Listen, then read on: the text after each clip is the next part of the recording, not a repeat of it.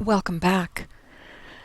So we're in the fourth week, the fourth leg of our learning journey on the art of facilitation. And this time we're going to look at group dynamics. I've chosen four. Heads up, I have a feeling that given I have 15 minutes of recording time, I probably will be doing this core learning video in two parts, part one and part two, or part A and part B. So you'll notice if midway through I'm saying, oops, got to sign off, and we'll see you shortly. So here we go. We're going to look at four common elements of group dynamics in this learning video. Stages of group development. Then we're going to look at what's in it for me. How do we facilitate change and innovation with a model known as CBAM, the Concerns-Based Adoption Model. Then we're going to look a little bit at group roles, and then finally at resistance. That's probably one of the most challenging aspects of group dynamics, and so we'll spend some time on that. And again, you know, we could spend a course on group dynamics, so I'm really going into this really quite a little bit more than superficially, but certainly it's more the Reader's Digest version that we're doing in each of these dynamics. Once again, for reflection and application, for you to do just some pondering, what are the benefits to understanding these four dynamics for you working with groups as a facilitator, or in any type of way of working with groups? What's the impact of these dynamics on your role, on the facilitator's role? And lastly, how has this material in this core learning video, how has this influenced your practice? So first off, stages of group development, team development. Tuckman. This is probably the most tried and true classic model of helping us understand stages of group development. And it's done circularly, which I really quite like. And what's really nice is that Tuckman's original model was 4 stages: forming, storming, norming, and performing. And it came to me because, you know, a bit of alliteration, or having our words sort of, I forget what that's called, when our words, you know, sort of rhyme. It helps us to remember things. I always thought there was this 5th stage called adjourning. And so I was happy to see in one of the models I was looking at online that in fact this was how he had adapted his work, his original work. So we're going to remember that in terms of a developmental model, what's implied in that is that within each stage there's a central task or something that needs to be achieved in order to create enough energy to propel the group into the next place of development. And that even though these arrows are one-headed arrows, truthfully what we know, and all of us have been in groups long enough, that if there's not sufficient energy, if there's something that disrupts the group, it's not unusual for a group to go backwards. As I said in my introduction to myself, I spent 27 years working within a public school district. And school districts have I think it's really a privilege in that we basically get more or less a clean slate every September, and come June we have a natural time to sort of say goodbye, and certainly several pause points in the middle. So as a staff team, we were often seeing people, teams go through this really quite naturally. However, what we also saw was that if there was perhaps the arrival of a principal mid-year, or at the beginning of a year with a group that perhaps was well functioning, that would of course set the group back somewhat as they learned about each other and found ways to be able to create a new relationship with a new leader. Same thing would happen with perhaps a crisis in a school community that might take a group back to a previous level of functioning, a previous level of development, in order in some ways to restabilize and integrate whatever that change was to then be able to move forward. So here we are looking at, what the stage is, what some of the tasks are, and then what the behaviors are that you might see. So in that forming stage, really what it's about is saying hello, And from an individual place, what members are looking at is, are they going to be accepted? And so a simple way of looking at that dynamic is who's in and who's out. And so as a facilitator, you really are wanting to do things both at the beginning but even before people arrive, in terms of whatever correspondence you need to send out, invitations that you send, that you're helping people understand right from the get-go, from your first point of contact, whether that's literally in person or in any other way, what the purpose is, a little bit about who you are, a little bit about what they can be able to anticipate, so that they can feel a little more comfortable, a little more at ease coming into it. Now, what's really interesting about this is how important it is in terms of when we deal with our fourth dynamic having to do with resistance, and a little bit of foreshadowing. A big cause of resistance is anxiety, people not knowing what's expected of them. So if we can be quite attentive to this first stage, it can serve in many reasons and serve us well.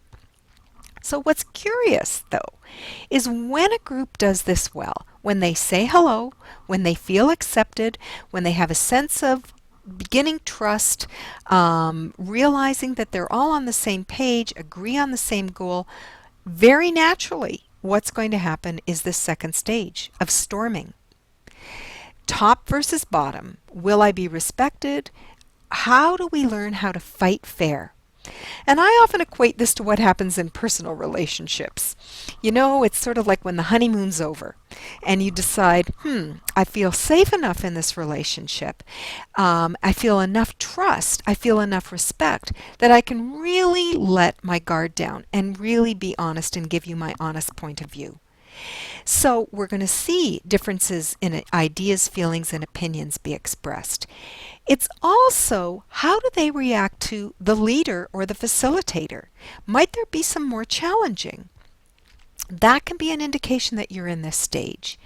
What you can see is members becoming quite independent or counter-dependent because of the stress of being in this storming phase.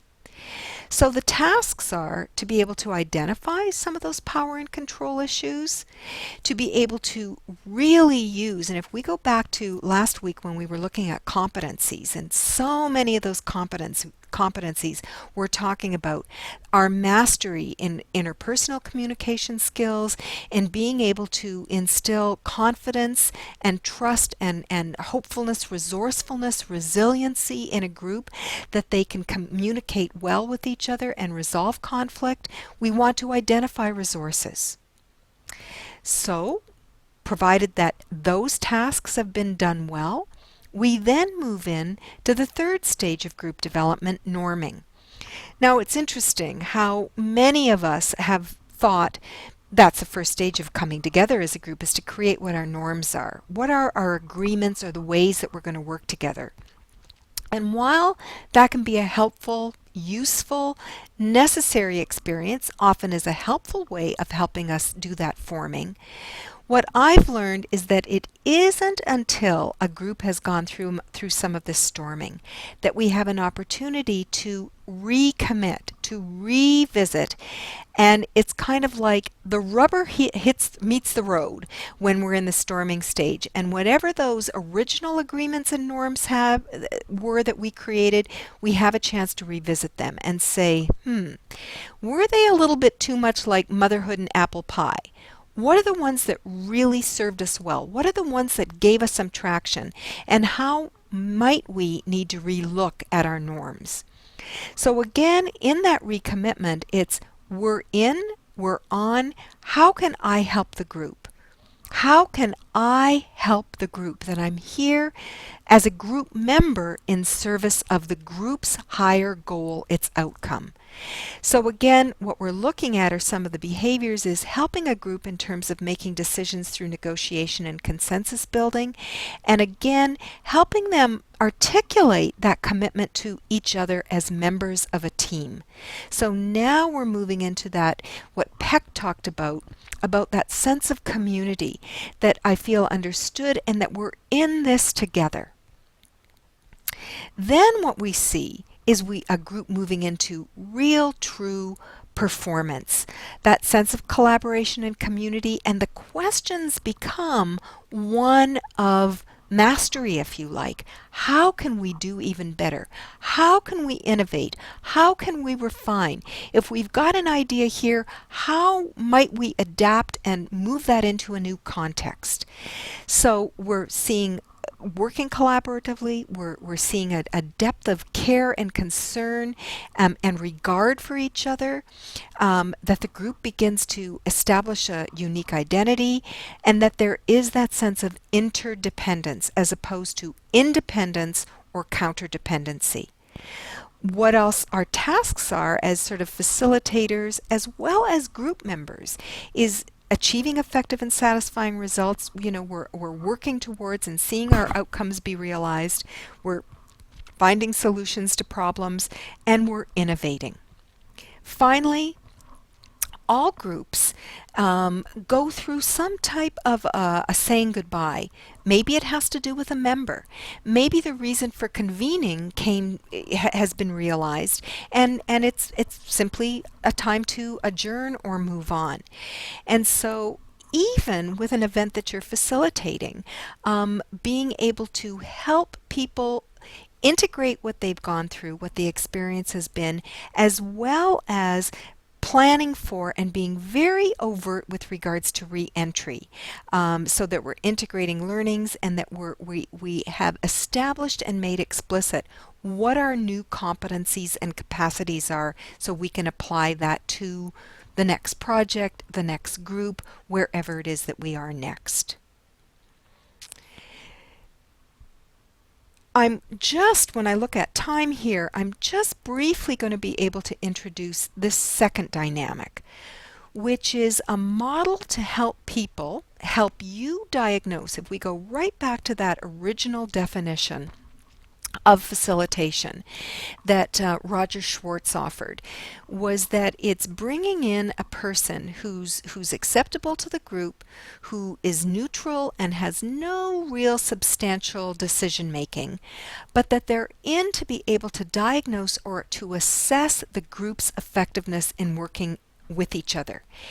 And so this model, this concerns-based adoption model, CBAM, is a way to help you assess and help a group themselves determine where their level of concern is regarding an innovation or a change. And we're going to work at the bottom here and work our way up this scale. So stage of concern, no concern really.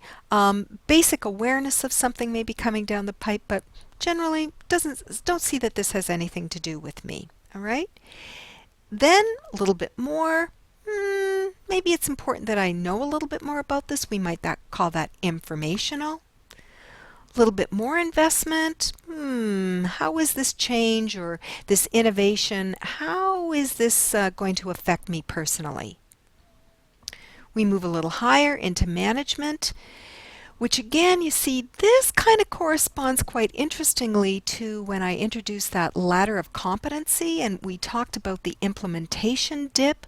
When a person is moving into something new, going through a change, that we do go through that process when we're consciously competent of spending a lot of time getting materials ready, practicing, really having to use a lot of our attention to be able to refine, to get the skills right, and hence the implementation dip. We maybe felt we were doing much better before whatever this learning experience was. Then we move into this place of consequence. This might be a stage of concern. So how is my use affecting my work, my clients? How can I refine to have more impact? How might I be learning how I can maybe simplify, cut little corners?